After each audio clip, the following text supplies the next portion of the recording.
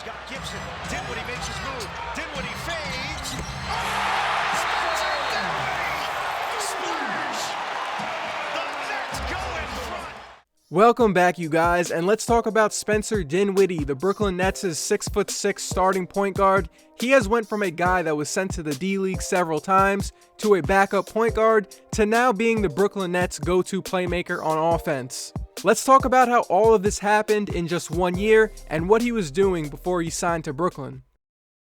So Spencer Dinwiddie was born in Los Angeles and went to high school at William Howard Taft. If you keep up with rap music, that's the same school that Eazy-E and Ice Cube went to. In his senior year, Spencer began to get more looks from Division I schools as he helped lead his team to a city championship and won California High School Player of the Year. He was getting looked at by Oregon and Santa Clara, but Dinwiddie narrowed his college choices down to Colorado and Harvard. Spencer scored a 1400 on his SATs, and his family pushed him to go to Harvard, but Dinwiddie wanted to test his basketball skills against Pac-12 competition. He felt that if he did well against other big-time college schools, he would have a better chance at the league. And the bet paid off. He was playing well against that competition. In his sophomore year at Colorado, he led them in scoring, assists, and helped get them to the NCAA tournament. Andre Robertson was also on that team. And after that pretty successful sophomore year,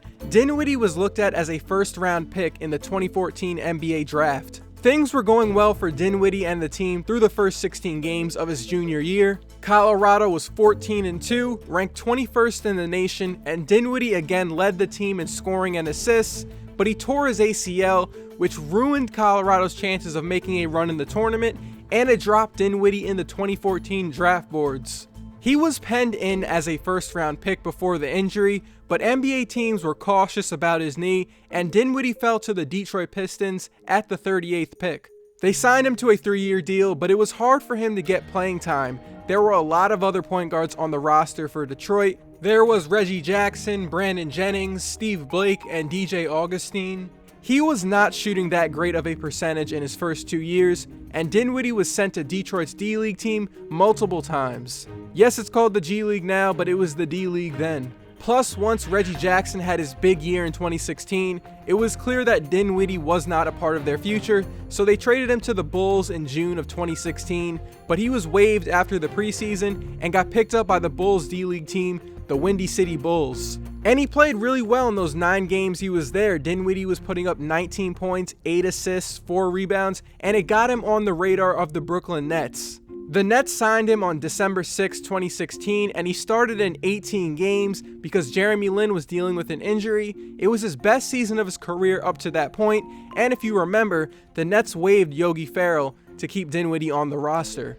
Now on to the 2017-2018 season, Spencer has made developments in his game that not a lot of people saw coming. Not even Spencer himself thought he would be a starter this year. Obviously, the Nets are dealing with injuries to Jeremy Lin and D'Angelo Russell, but check this out. So during the 2017 finals, he had a text conversation with a writer from the site hoopshype.com, and when he was asked if he will start at point guard next year, here's what he said. "Nah, it's Jalen's team, and I doubt any team at this junction would give me a starting job. So another year on the grind, not to mention my contract isn't even guaranteed yet, so I can't put the cart before the horse."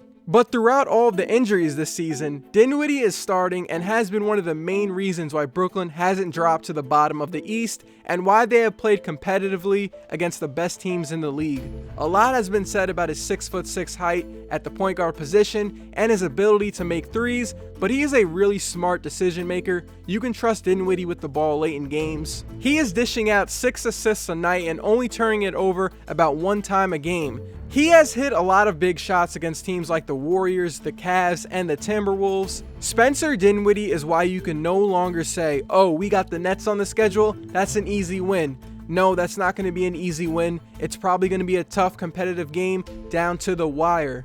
So what's going to happen once D'Angelo returns? Well, head coach Kenny Atkinson said that he plans on using them together in the backcourt at some point this season. It definitely makes a lot of sense. They're 6'5" and 6'6", and they can play off the ball. Here are some stats of how much of an impact Dinwiddie is having on the team. The Nets are 9.1 points per 100 possessions, better when Dinwiddie is on the floor, which is the best on the team.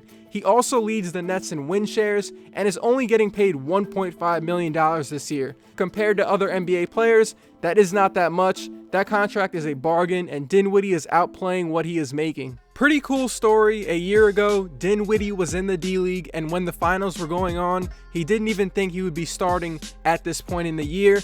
But after some injuries, he is the starting point guard for the Nets, and it looks like he's carved out a lane in the NBA. He definitely deserves more respect as a player this year. He's also getting a lot of all-star votes right now. At one point, I think he had more votes than James Harden. People are really trying to get him in. The NBA should ask Dinwiddie to do the skills challenge or something. I appreciate it if you are still here. It's pretty crazy that we're about to hit 100,000 subscribers in the next few days. I don't really know what I want to do for it. I do want to eventually do a giveaway though, maybe an NBA jersey giveaway or something like that. I don't know when I will, but I will let you guys know. Again, if you're still here, I'll let you know what my next video will be. It's about 5 NBA players that are quietly having breakout years, so I'll see you guys then.